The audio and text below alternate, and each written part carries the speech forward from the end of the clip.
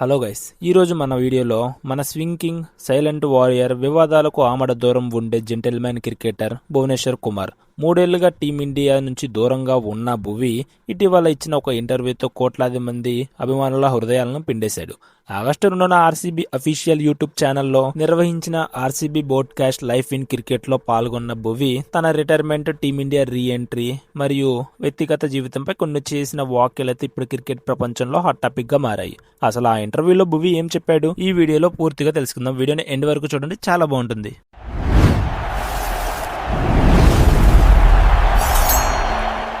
ముందుగా ఇంటర్వ్యూలో అడిగిన కొన్ని ప్రశ్నలు అయితే మనం ఇప్పుడు తెలుసుకుందాం. ఫస్ట్ దానిష్ సేత్ ఇంటర్వ్యూవర్ ఎవరైతే ఉన్నారో ఆయన సున్నితంగా ఒక ప్రశ్న అడిగాడు.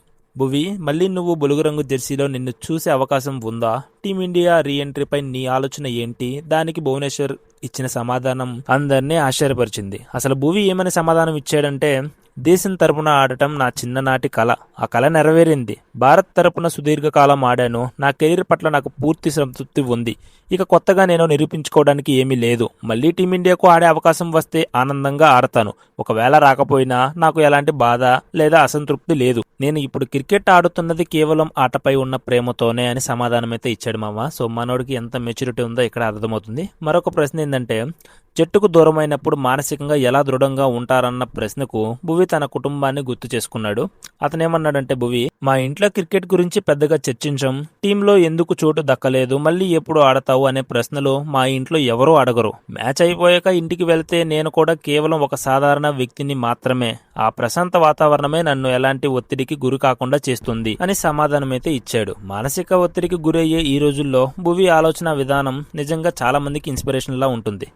ఇక భారత్ ఫాస్ట్ బౌలింగ్ రూపురేఖలు మారడంపై మాట్లాడిన భువి మాజీ కెప్టెన్ విరాట్ కోహ్లీ, మాజీ కోచ్ రవిశాస్త్రిల విజన్ ను పొగిడాడు. అసలు భువి ఏమన్నాడంటే, విదేశీ పర్యటనలకు వెళ్లే ముందు స్వదేశంలో కూడా పేసర్లకు అనుకూలించే వికెట్లను సిద్ధం చేయాలనే నిర్ణయం విరాట్ కోహ్లీ, రవిశాస్త్రిల దూరదృష్టికి నిదర్శనం.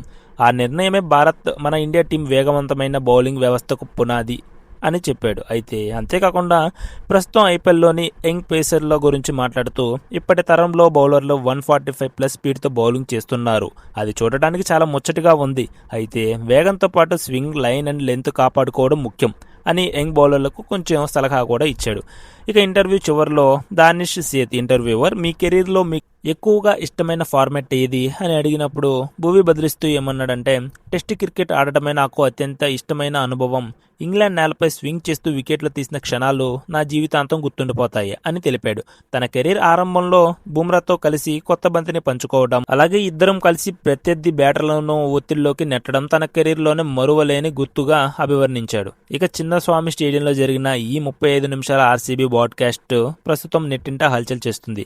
సైలెంట్ గా ఉంటూ తన బౌలింగ్తోనే సమాధానం చెప్పే భువనేశ్వర్ కుమార్ మాటలు విన్నాక మీకేమనిపించింది? భువికి టీమిండియాలో చివరిగా ఒక ఫేర్వెల్ మ్యాచ్ ఇవ్వాలని మీరు భావిస్తున్నారా? మీ అభిప్రాయాన్ని కింద కామెంట్ సెక్షన్లో తెలియచేయండి. అలాగే వీడియో వస్తే లైక్ చేయండి. మరిన్ని ఇలాంటి వీడియోస్ కోసం మన ఛానల్ సబ్స్క్రైబ్ చేసి పెట్టుకోండి. Thank you for watching. జై హింద్.